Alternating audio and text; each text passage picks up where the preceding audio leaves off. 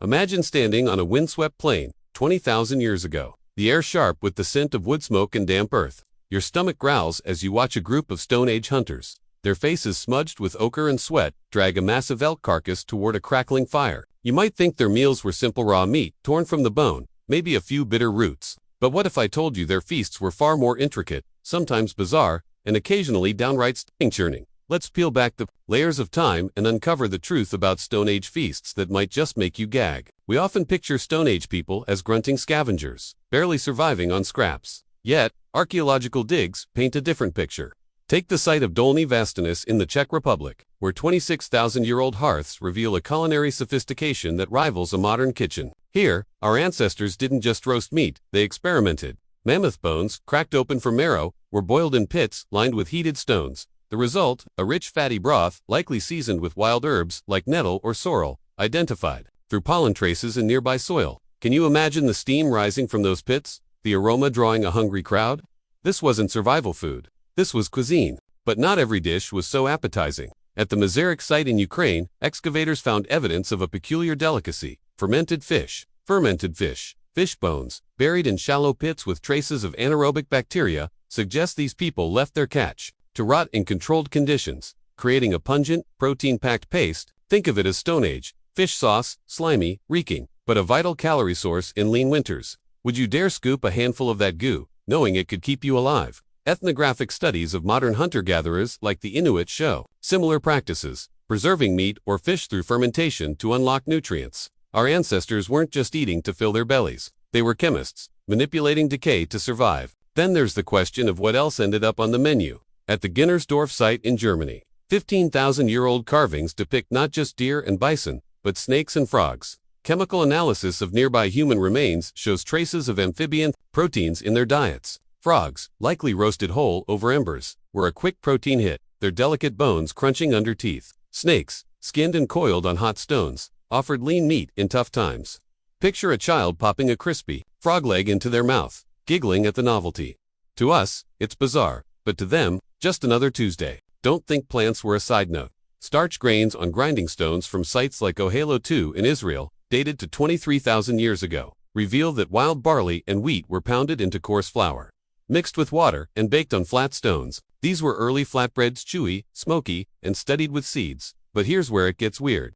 Some plants, like water lilies, were staples despite their bitter tannin-heavy roots. Soaked in streams for days to leach out toxins, these roots were mashed into a starchy paste. The effort was immense, the taste likely acrid. Why bother? Because every calorie counted, and they knew their landscape like we know our grocery stores. Now, let's talk about the truly gag-worthy coprolites. Fossilized human feces from sites like Terra Amata in France reveal traces of insect exoskeletons. Ants, beetles, even termites were on the menu, probably roasted for a nutty crunch, or ground into a protein-rich paste. Imagine the texture, the faint pop of a beetle's shell between your teeth.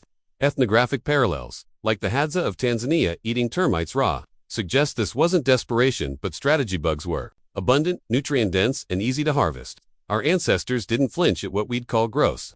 They saw opportunity. As the fire crackles under a star-strewn sky, the Stone Age camp hums with life. A woman tosses acorns into a woven basket, their bitter shells soaked and ground to leach out toxins. Nearby, a man skewers small, glistening chunks of liver for its iron-rich Bytonta green twigs, the scent mingling with the earthiness of roasted tubers. These weren't meals slapped together in desperation.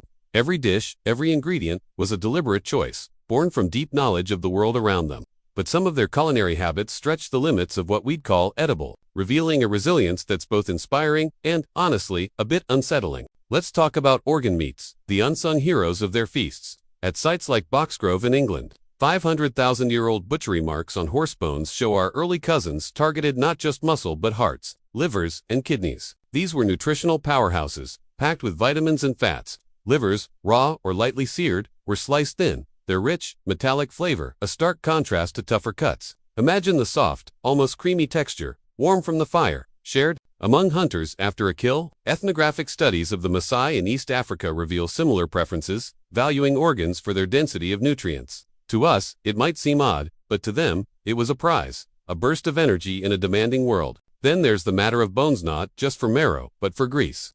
At the Kesem Cave in Israel, 400,000-year-old fire pits show repeated boiling of splintered bones to extract every bit of fat. This grease, mixed with ochre or plant fibers, became a portable calorie bomb, like a prehistoric energy bar. Some evidence suggests they chewed raw bones, grinding them down for trace minerals.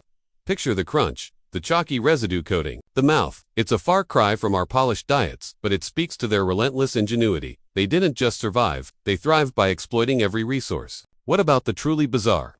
At the Atapuerca site in Spain, 800,000-year-old human bones bear cut marks eerily similar to those on deer and bison. Cannibalism, though rare, happens sometimes for survival, sometimes ritual. Flesh was stripped, bones cracked for marrow, just like any other game. Chemical signatures in the remains confirm it. These were meals, not accidents.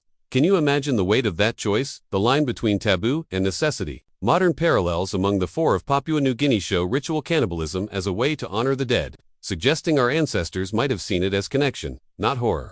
Still, the thought churns the stomach. Even their sweets were strange. At Frankthi Cave, in Greece, 13,000-year-old snail shells pile up in heaps, their tiny spirals roasted and cracked open for a morsel of chewy flesh. Some were likely coated in wild honey, scraped from combs in cliffside hives, a rare treat, sticky and intense, but crawling with bee larvae for extra protein.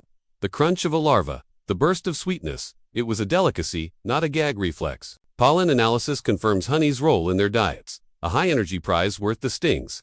They weren't above eating the comb itself, wax and all, for every last calorie. Their feasts weren't just about food, they were social glue.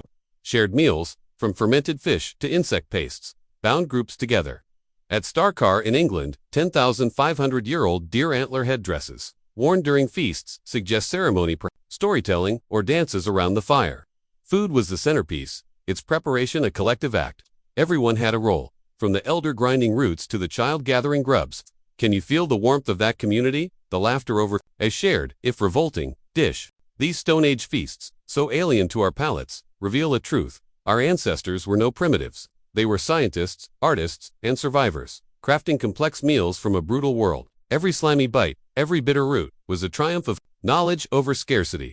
So, next time you sit down to a meal, think of them savoring their strange, ingenious feasts under the same stars we see tonight. Their legacy lives in every bite we take, a reminder of just how far we've come.